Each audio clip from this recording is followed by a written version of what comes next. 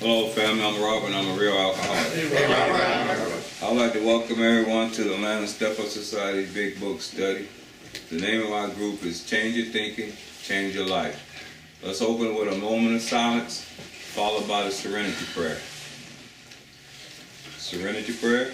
God, grant me serenity to accept the things I cannot change, the courage to change things I can, and the wisdom to know the difference. You know, I was telling someone earlier, I had 22 years clean.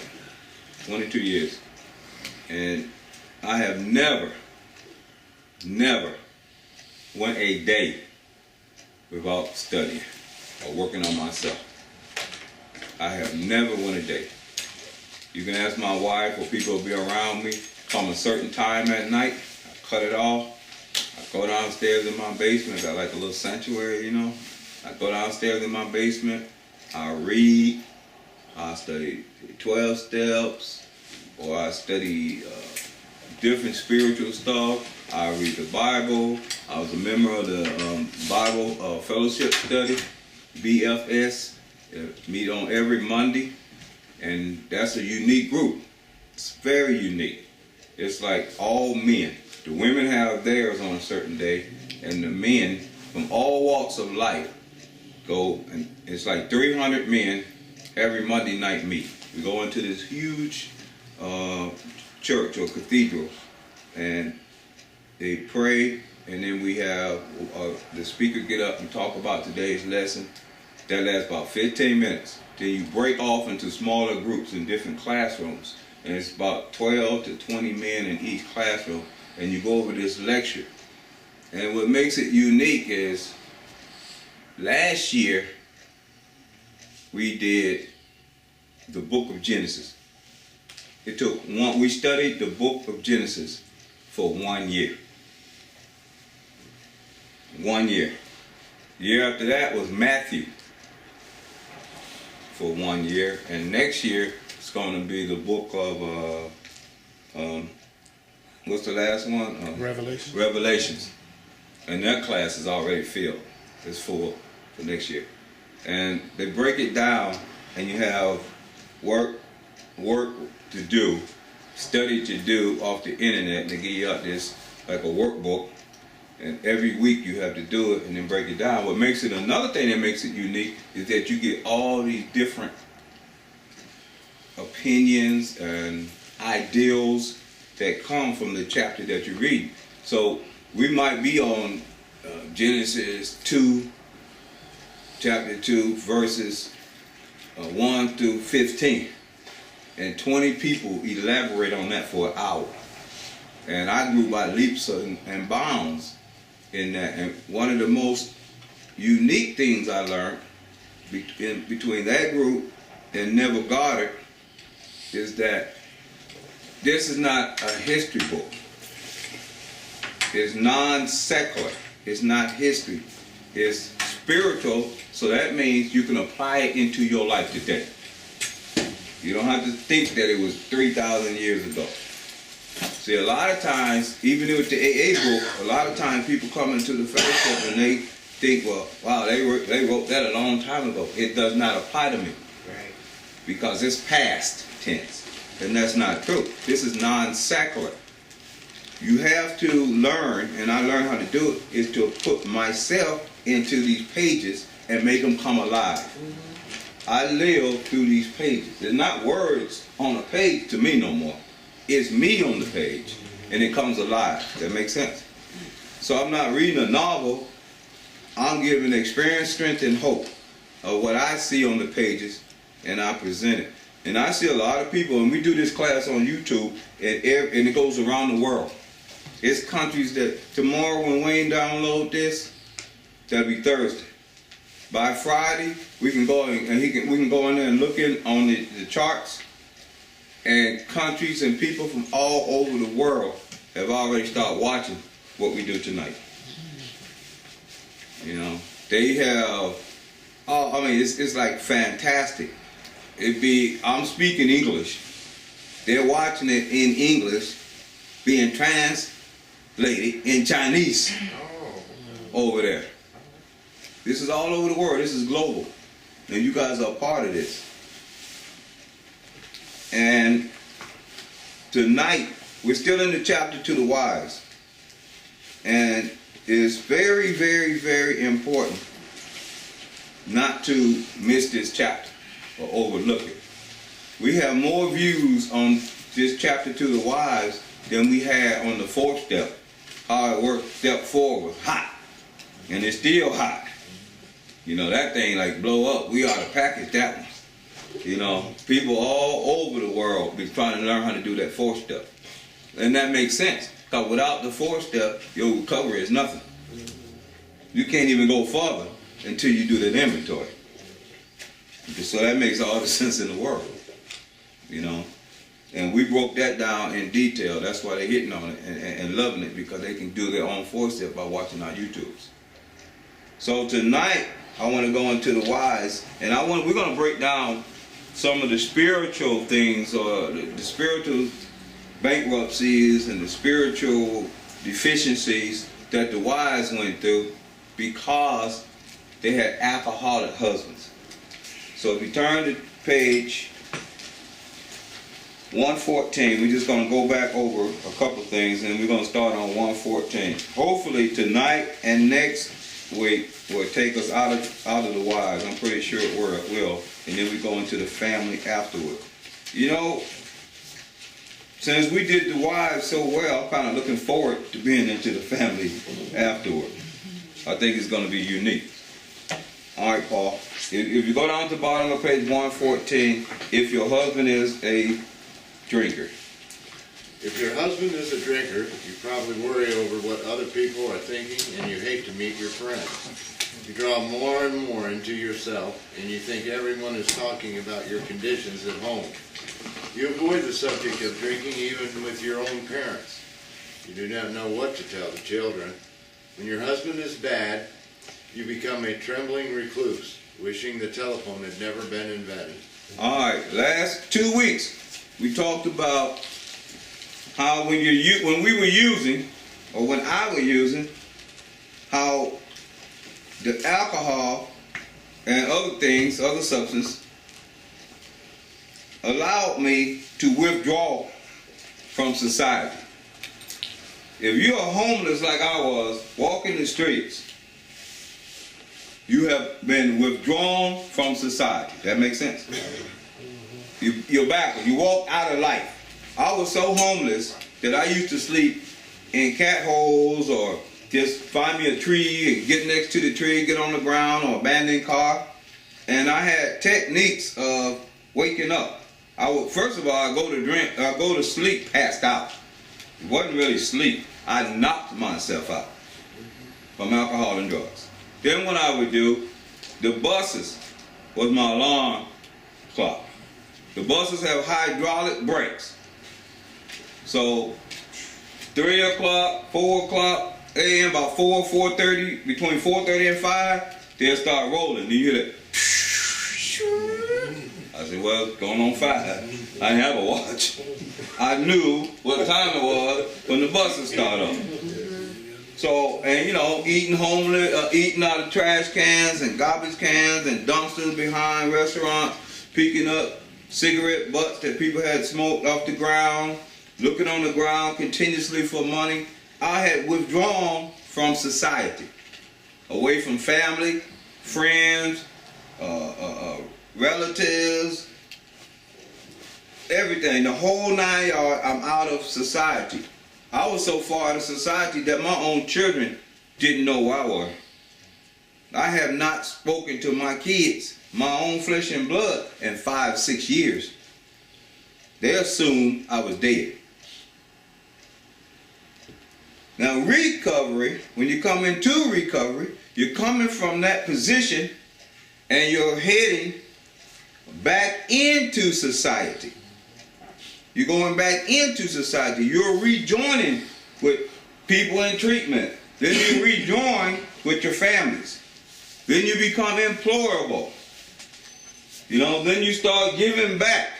You start paying taxes. You get your driving license. You get an automobile. You know, you start becoming a productive member of society. That makes sense, y'all, right? All right. Let's look at the book.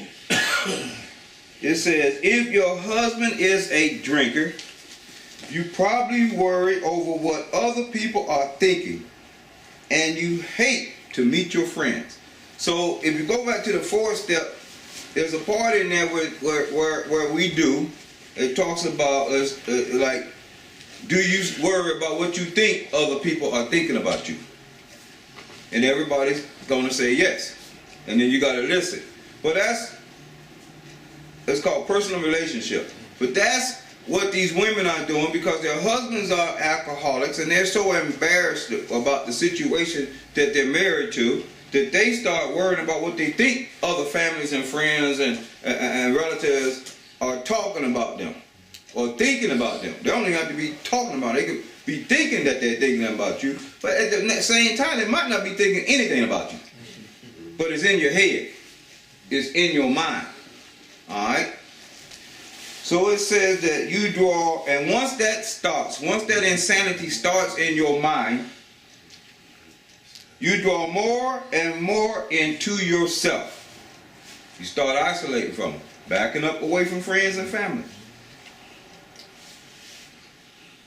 And you think everyone is talking about conditions at your home.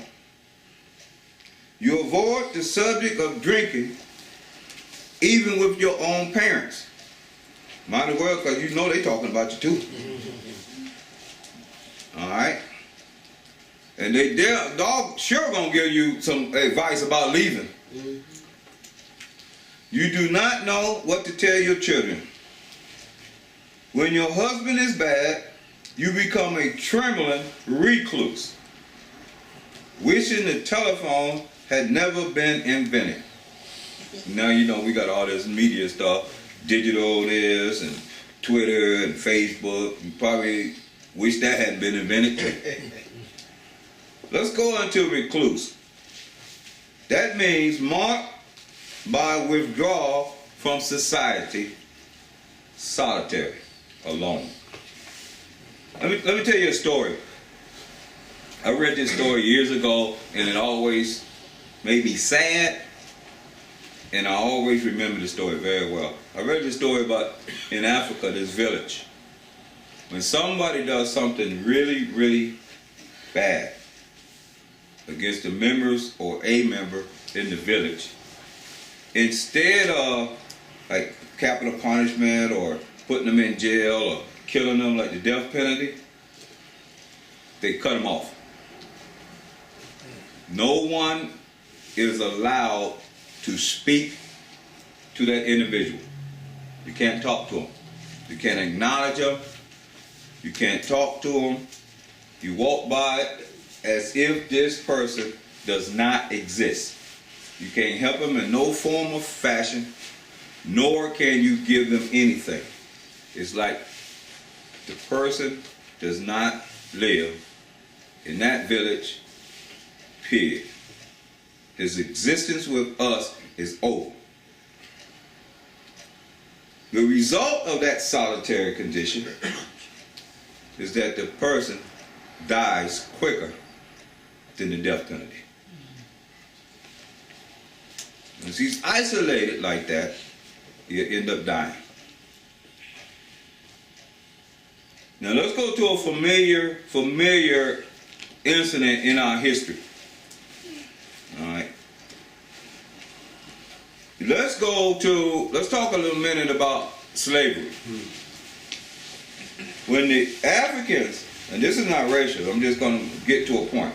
When the Africans lived in villages, right, and they were in villages, and the kind of lifestyle that they might have would be, you born in the same village or city, whatever, clan,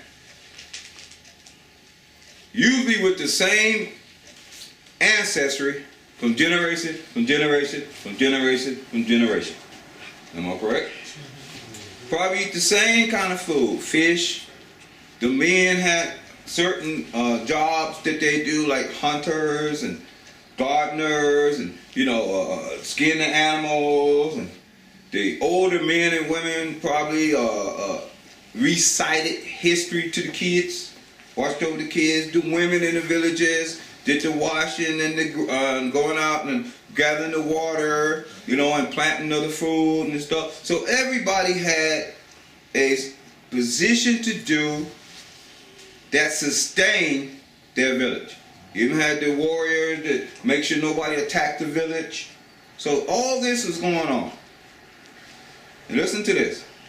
Then all of a sudden, by force, let's say you are removed from that environment and brought over here through the suffering, brought over here and put in a new place,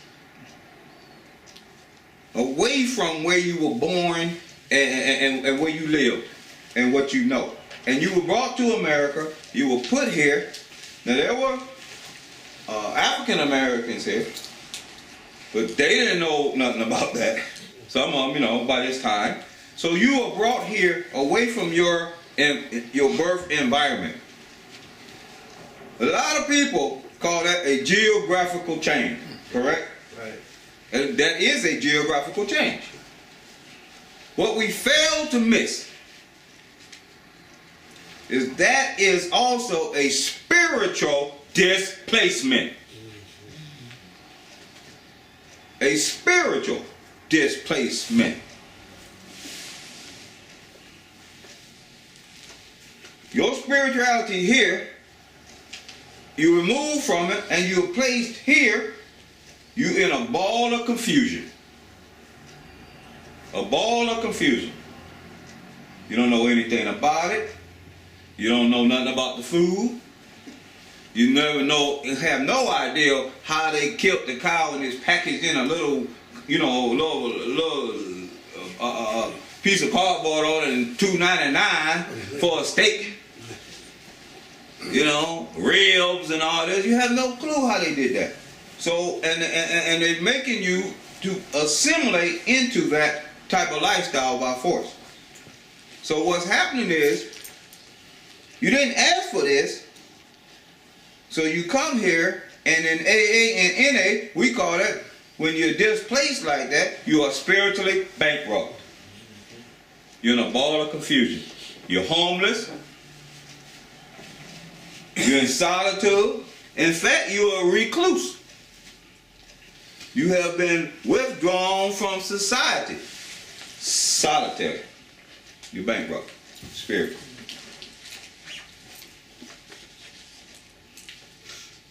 Is that any different than being born in the families that we came from? Where we grew up, around me and you cousins. The kind of family that our family have. The way they live. All of them had homes. They all had cars. They all went to school, no dropouts. Right, Dante? My nephew's in here.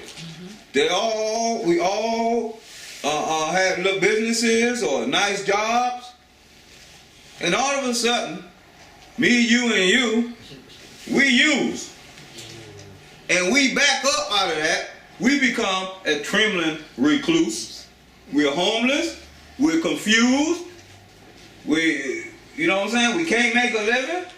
We're always intoxicated. We are spiritually displaced from our family.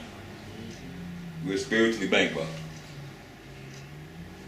Does that make sense? That's all of us. I see people come from New York down south. And I can understand that, because I done been to New York. I got a daughter live in New York. She ain't coming south, period. But the people from New York, they always say, the South is slow. I don't like it here. It don't feel right. And I can understand that, because what they're saying is true. You can't get nothing open at 11 o'clock here. You want to eat a nice restaurant at 11 in Atlanta, I'm sorry.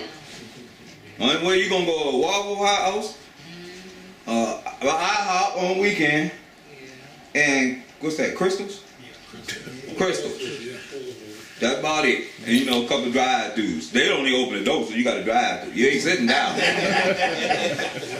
So if you go to New York, open 24/7, that's probably a disappointment. So really, they did do a geographical change, but they also been spiritually dislocated from what they know. That makes sense?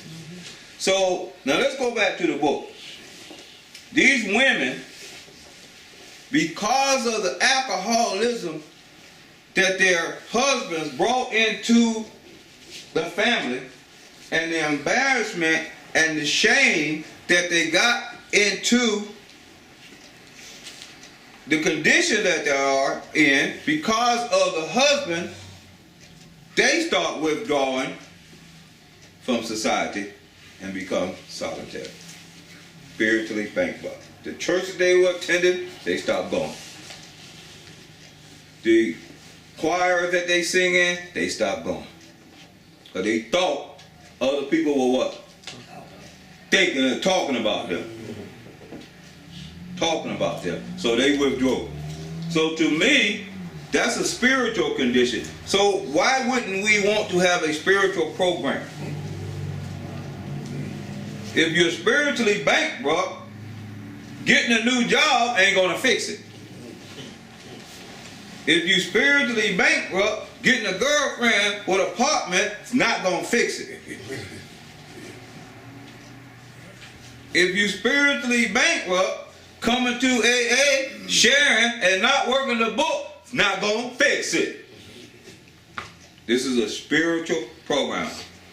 What we're gonna find out is these women that were solitary, that were withdrawn, found out they need the 12 steps also.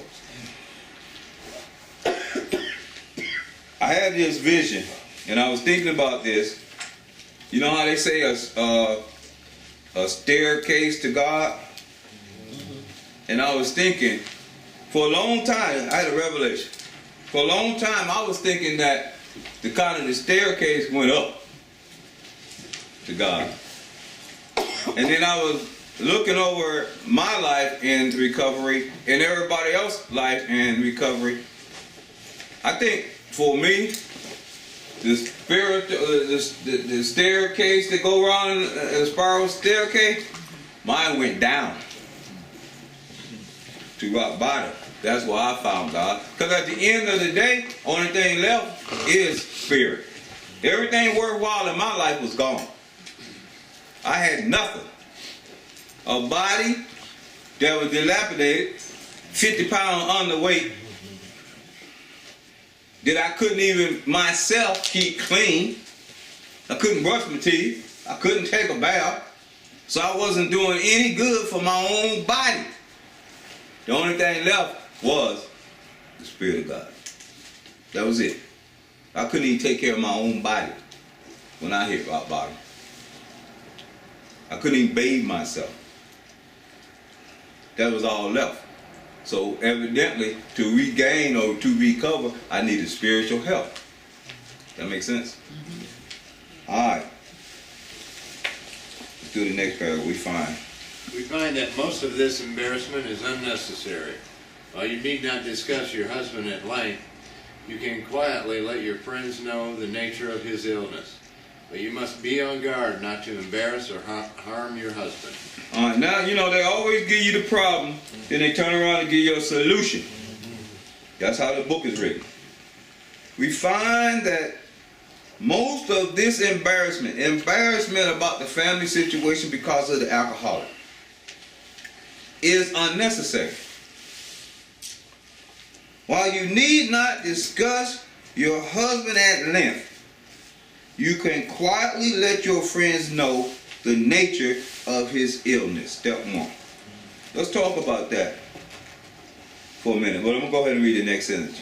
But you must be on guard not to embarrass or harm your husband. I have had a lot of experience with teaching what the problem is. That's what I do. That was my, and it still is, pet peeve when it comes to recovery, is the illness or the disease of addiction. I love to teach that. If I'm asked to speak somewhere and they ask me what you going to talk about, I'm going to talk about the illness. I'm going to talk about step one. the mental obsession, and the phenomenon of craving. That's what I'm going to talk about. I'm going to always talk about that. And what I found, the same thing these women found, is that when you talk about the nature of this illness, you know, that's how we have a member of this group. Whenever I go somewhere and I speak about the nature of this illness, I can honestly tell you,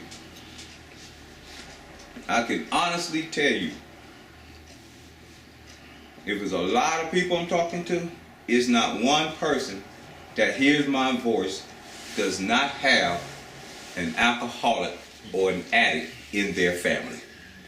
80% in their immediate family, like in their house, or the one they just kicked out the house.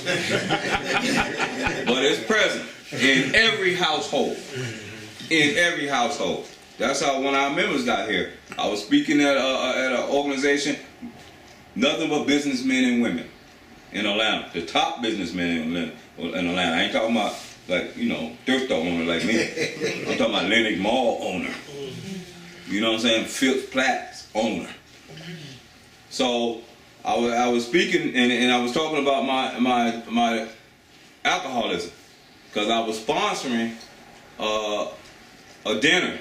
I was a sponsor for a dinner at St. Jude's for their anniversary, and I needed people to buy plates. You know how you sell out the spots at the tables? So I went there to speak to them. And I did the speaking, and I told them about the illness of my illness and how it affected my mind and my body. And I spoke for 20 minutes about nothing but the illness. And when I finished, I got a standing ovation. Not only that, when the meeting was over, a lady pulled me to the side and said, "I've been praying for my daughter. She's an alcoholic. She's an alcoholic. And she's been in a lot of treatments.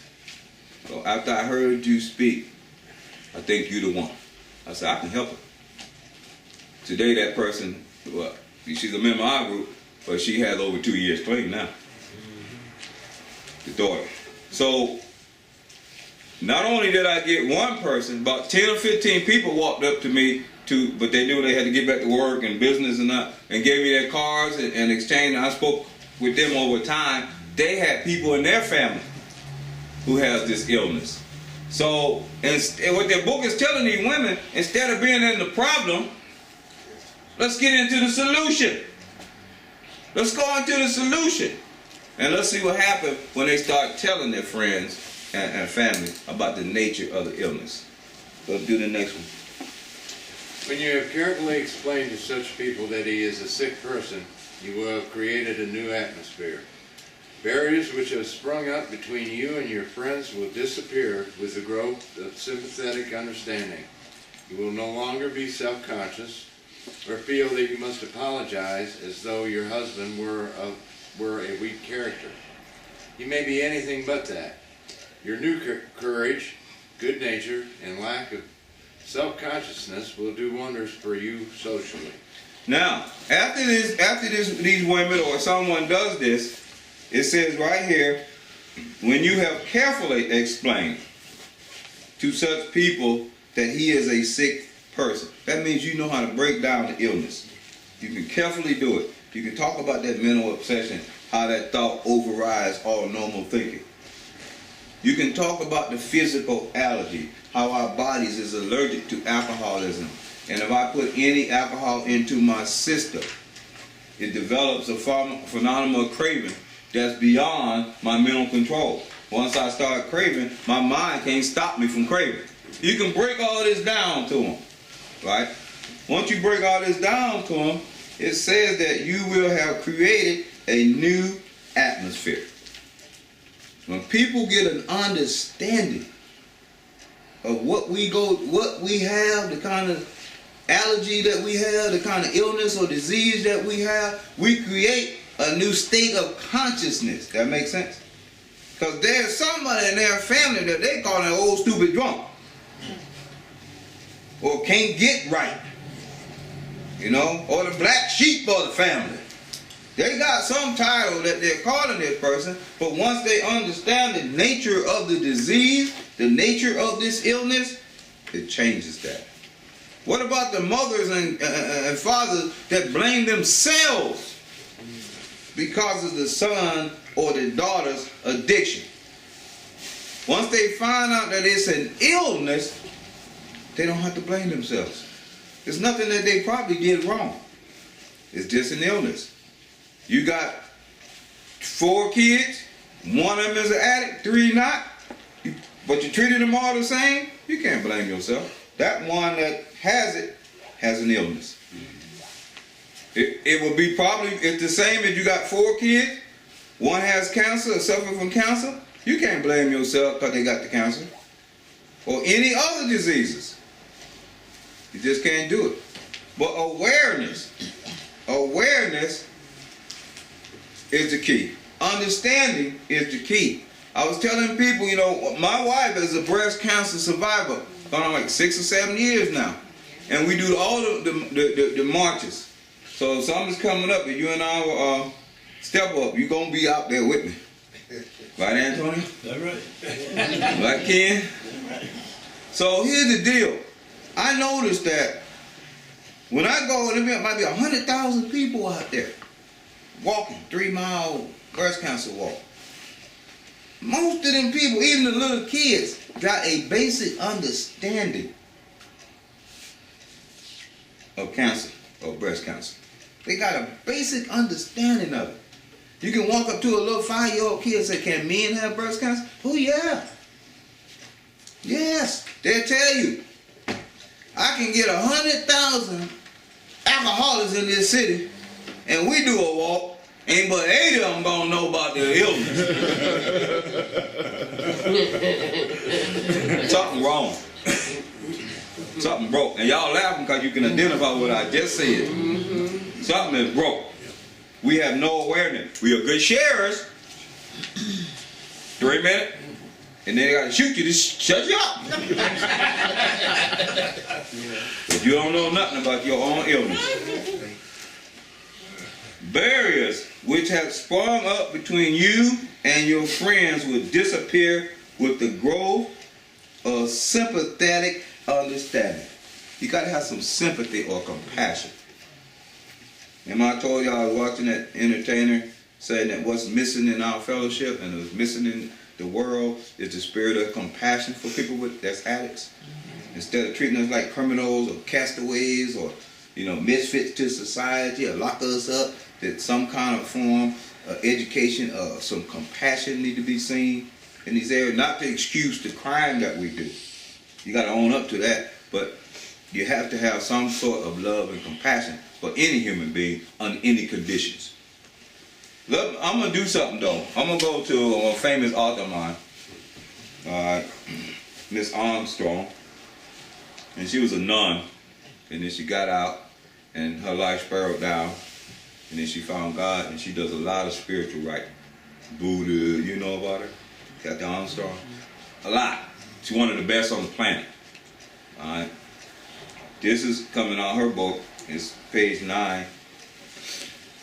And it says, this is what compassion means. Because her thing is compassion. She has a book called The 12 Steps to a Compassionate Life. This is what she says. And compassion is the golden rule, you know what I'm trying to say? It's the consistency through all religions that we're supposed to be doing. You know, it got nothing to do with tithing, what we're supposed to really be doing. Compassion means to endure something with another person. To endure something with another person. That's what they're talking about right here. Sympathetic understanding. To put oneself in somebody else's shoes. To feel her pain as though it were your own. And to enter generously into his point of view. That is why compassion is summed up in the golden rule, which asks us to look into our hearts, discover what gives us pain. Look into your heart, find out what gives yourself pain,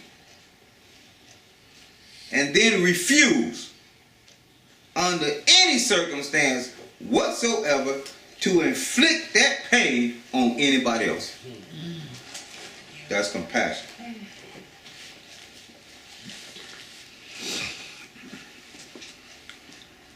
If you were homeless like me, and I know that pain and I don't want to be there more, I have no right to tell that homeless man, get your ass with me.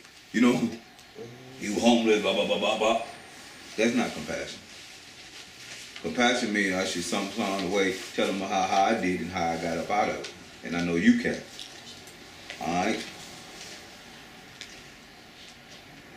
Just going to the AA part. Compassion can be defined, therefore, as an attitude of personified selflessness. And that's what our program is about, being selfless. So what they're saying is here, barriers which have sprung up between you and your friends will disappear with the growth of compassionate understanding. Once these people can look around and see within themselves what pain that they don't want to feel that they've been doing to someone else, then we all can grow. That makes sense? I know for a fact that a lot of times guys come into the fellowship, like into treatment, like in our treatment center, and I hear them talking about this person or talking about that person. And then it will rise up, and it will rise up till both of them almost have like a argument. And what I would do, I would say, the reason y'all arguing with each other is because neither one of you took the time, sat down on that porch out there, and got an opportunity to understand each other. None of you. You don't do that. You go outside and you say, Milton, tell me about your life. Where you come from? How many kids you have?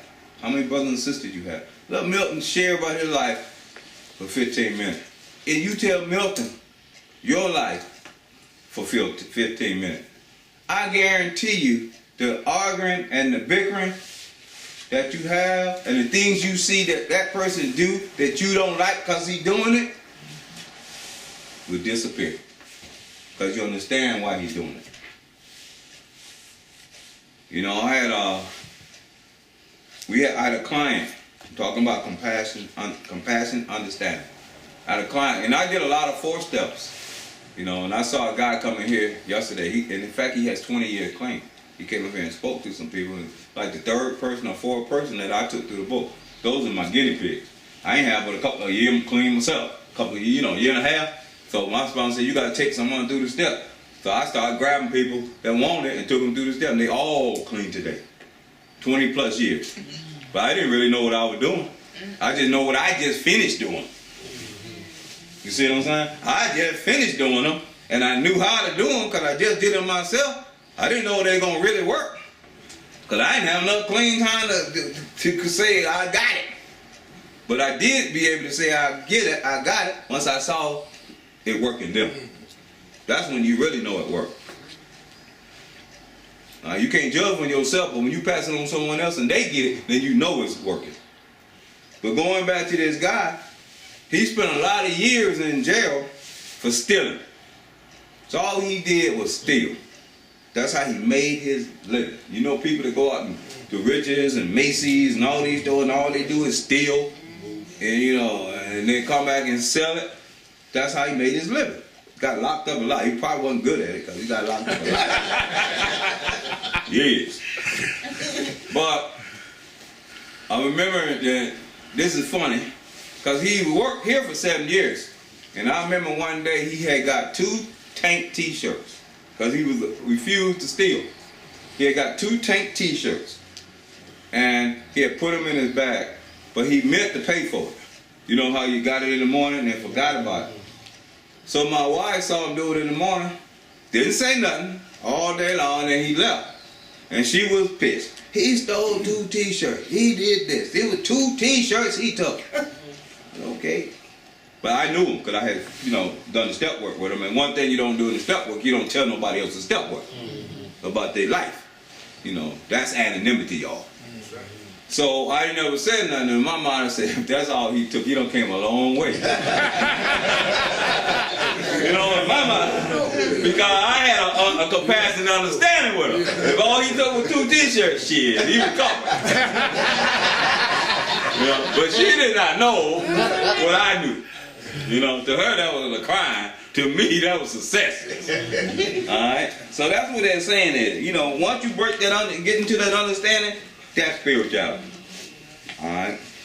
You will no longer be self-conscious or feel you must apologize as though your husband was a weak character. That weak character and that blackball and all that go out the window when you really, really understand the illness. And the truth of the matter is, a lot of the shame, embarrassment, and guilt that you hold as an alcoholic, once you understand the illness, that starts to get better too. You do yourself a favor by understanding this thing. It says that he may be anything but that, weak. Your new courage, good nature, and lack of self-consciousness will do wonders for you socially. Now this person can rejoin and start going back socially around their friends without feeling bad. All right, Paul. The same principle applies in dealing with the children. Unless they actually need protection from their father, it is best not to take sides in any argument he has had with them while drinking. Use your energies to promote a better understanding all around. Then that terrible tension which grips the home of every problem drinker will be lessened.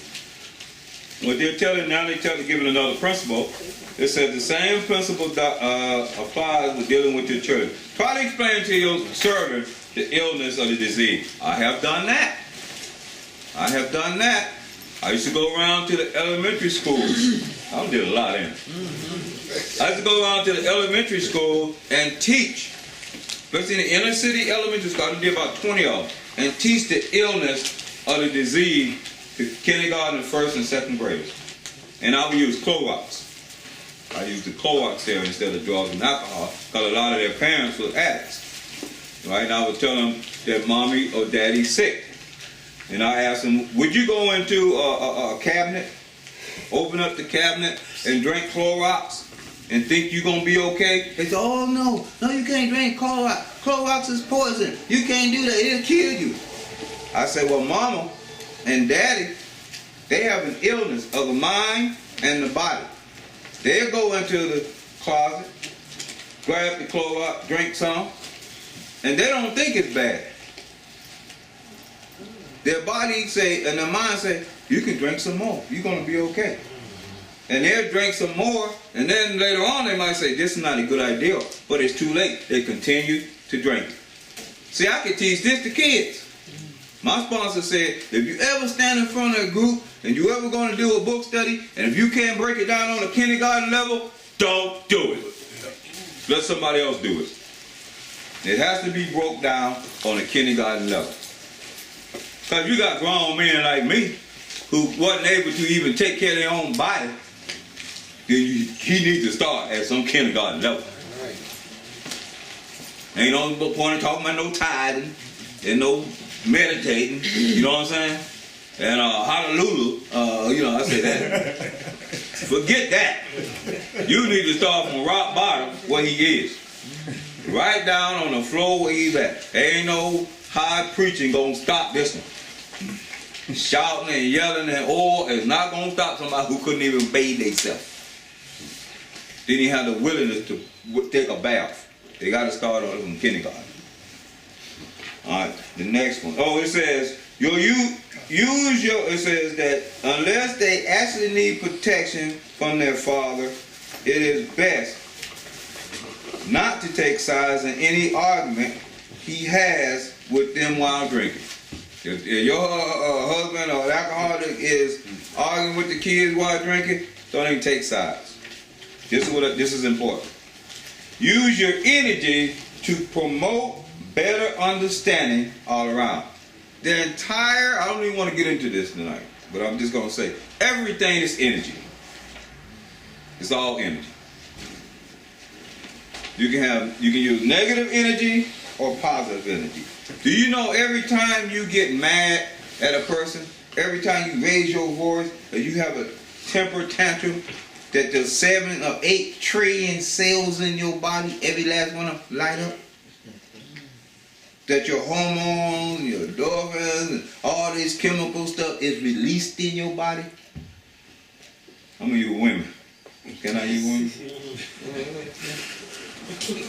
You can piss off your wife if she can see something bad, or piss her off in the morning. Yeah.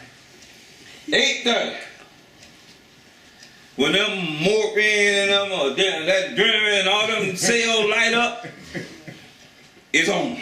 She's charged up all day long. Just bam, bam, bam. I'm like, boy, I'll be glad when some of them cells. I know this. You know what I'm saying? Same with men. They like to argue all the time. Like to argue all the time. He sees something that he disliked that somebody else did. That's a friend of mine. Every time I go to the barber shop, he got this going on. And he don't even get his haircut. He just stand around and do that. He's a professional artist. He sees stuff in the morning that he, or on the news, that he did not like. You know, I get to the barber shop at 7 o'clock. He's still talking about the same thing. And then I'm cutting my hair and I say, what is he talking about? I say, if you would got here at 10 o'clock, you could have heard the same story. That was the barber telling me. He's charged up. All them endorphins and hormones and all that done been released in their body. You know what I'm saying? Same thing, y'all. Illness. Have no emotional control whatsoever. In order to do that, you got to understand what's going on. That makes sense? Alright, so use your energy to promote better understanding all around. When that terrible tension which grips the home, then that terrible tension which grips the home of every problem drinker will be lessened. If you learn how to control all that energy, don't let it come out, then all the energy around you will subside. That makes sense? Do the next one. Frequently you have felt obliged to tell your husband's employer and his friends that he was sick, when as a matter of fact he was tight. Avoid answering these inquiries as much as you can. Whenever possible, let your husband explain. Your desire to protect him should not cause you to lie to people when they have a right to know where he is and what he is doing. Discuss this with him when he is sober and in good spirits. Ask him what you should do if he places you in such a position again. But be careful not to be resentful about the last time he did so. Frequently, you have felt obliged to tell your husband employer and his friend that he was sick, when as a matter of fact he was drunk. Kind of everybody do that. You know, fear. You don't want him to lose his job. You know. Avoid answering these inquiries as much as you can. Whenever possible, let your husband explain. Let the husband go and tell him why he was not there. And I remember my mother and father used to go through this all the time, because my father always had somebody who died in the family. I remember a lot of times the boss would call or something like that, and he would be drunk. And I remember him getting on the phone himself. He didn't need my mother to do it. He'd get on the phone and say, I just had to tell y'all, you know, my nephew died. And we prepared for the funeral. 2 weeks later, it was my aunt who died.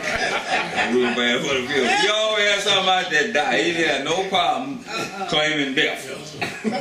So I guess he figured death, you know. And I remember the last time he said, well, somebody died. He even said his son died. I remember that one. And they said, well, you dead here. So don't even come back. You know. It said, your desire to protect him, and me and my brother were looking, which one of us is it? Your desire to protect him should not cause you to lie to people when they have a right to know where he is and what he is doing. And you know you got to show alcoholic when he don't even show up. You know, 2, 3, 4 times. I apologize. You just go and apologize to the people who sold you the alcohol. Ask him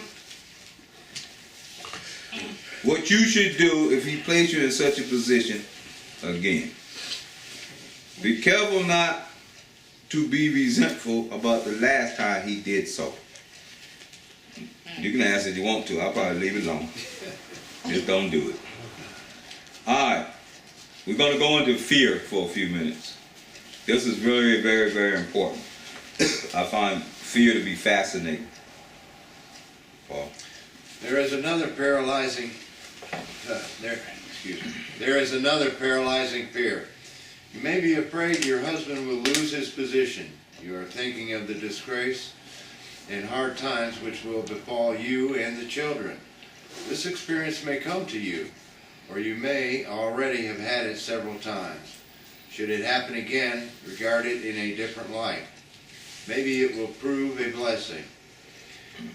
It may convince your husband he wants to stop drinking forever. And now you know that he can stop if he will. Time after time, this apparent calamity has been a boon to us, for it opened up a path which led to the discovery of God. All right. There is another paralyzing fear. I'm just going to turn back to page 67. You don't have to go back with me right now. You can go back when you get ready.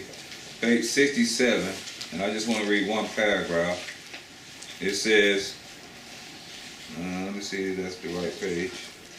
Oh, it's down at the bottom. Notice that the word fear is bracketed alongside the difficulties with Mr. Brown. This is Bill's 4-step. Mrs. Jones, the employer, and the wife. This short word somehow touches about every aspect of our lives. Everything that has to do with life, fear can get in there and mess it up. It was an evil and corroding thread. They said nothing good about a fear there. Oh, you got a healthy fear. That's what they said. It is an evil and corroding thread. The fabric of our existence was shot through with it. Everything about our existence, everything about what I believed and conjured up in my mind and where I was going was shot through with an evil, corroding thread of fear. If I wanted to open a bottle of water, I was afraid they put something in it. Fear was everywhere. It said it set in motion trains of circumstances which brought us misfortune we felt we didn't deserve. Most of those trains of circumstances was in the mind.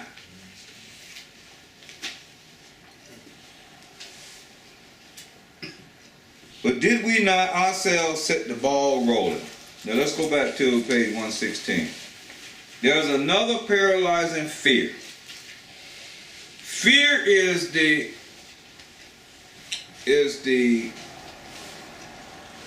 thinking that danger is approaching, that something bad is about to happen, that something won't be right. Fear is setting your mind up to fail before you even start. That makes sense? So it says there's another paralyzing fear. It ain't not talking about a weak fear. You know what I'm trying to say? A moderate fear. They talking when you paralyzed, you stuck. Stuck on stupid. You just stuck. They talking about mental. There's nowhere you can go. You can't walk. You can't go backward. You can't go to the side. You are paralyzed. You stuck in fear. You may be afraid your husband will lose his position.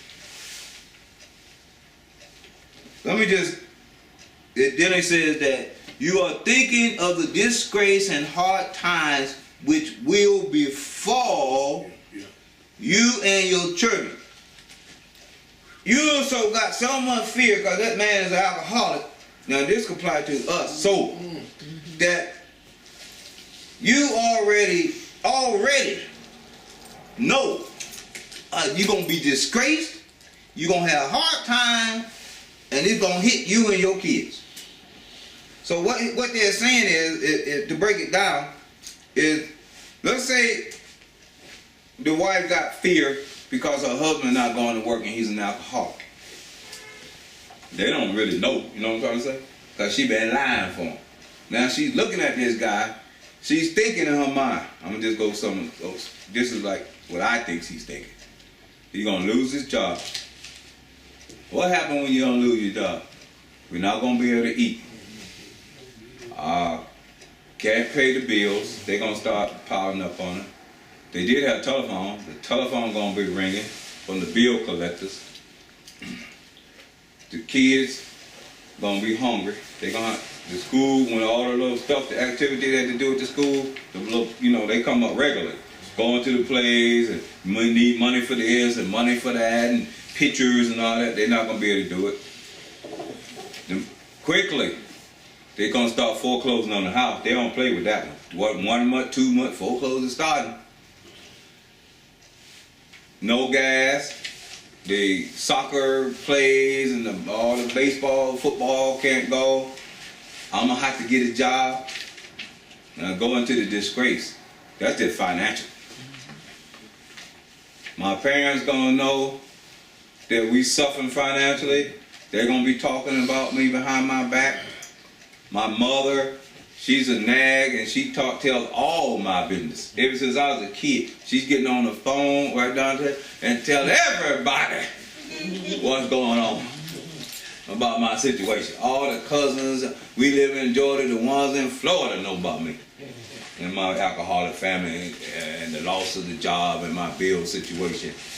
Then my friends, you know. So that's how fear acts mentally. That's why they say use your energy better. Because that's a lot of energy. That's a lot of electronical energy in your mind that you picking it. You done took that situation. You probably got fired and then you probably could have took your job and did 100 times better. I don't know. But that kind of thinking only begets one thing.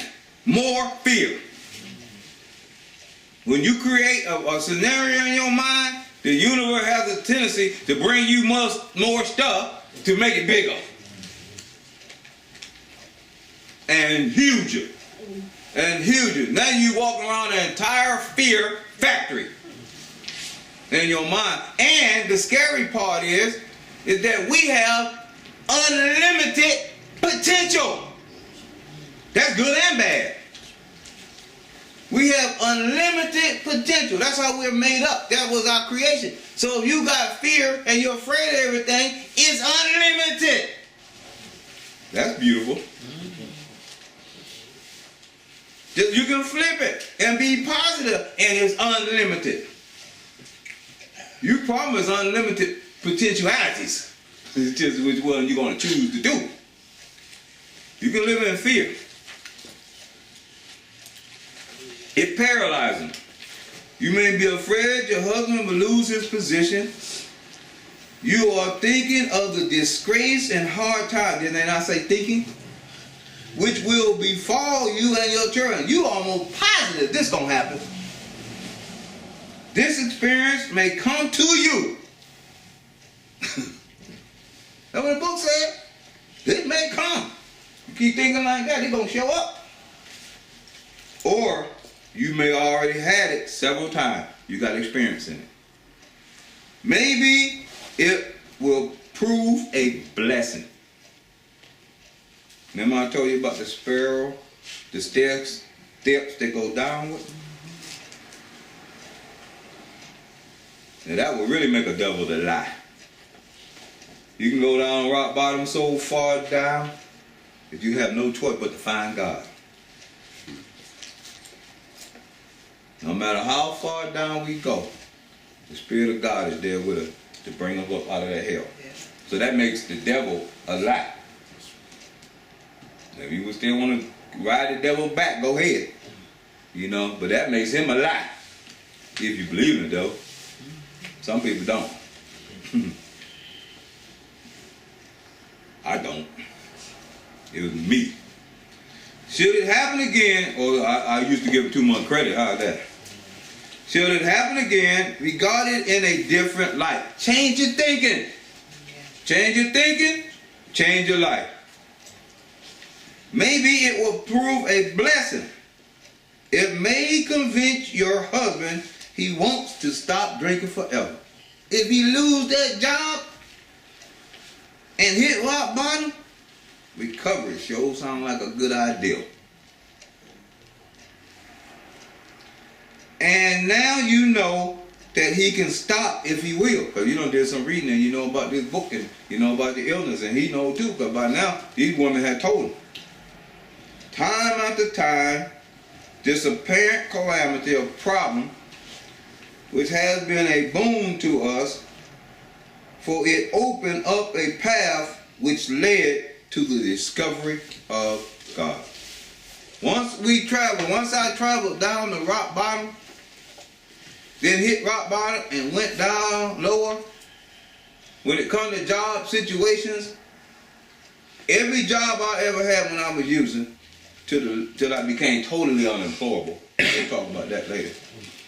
Every time I would use, the obsession would tell me that next job you get, Robert, you're going to be able to come up out of this stuff.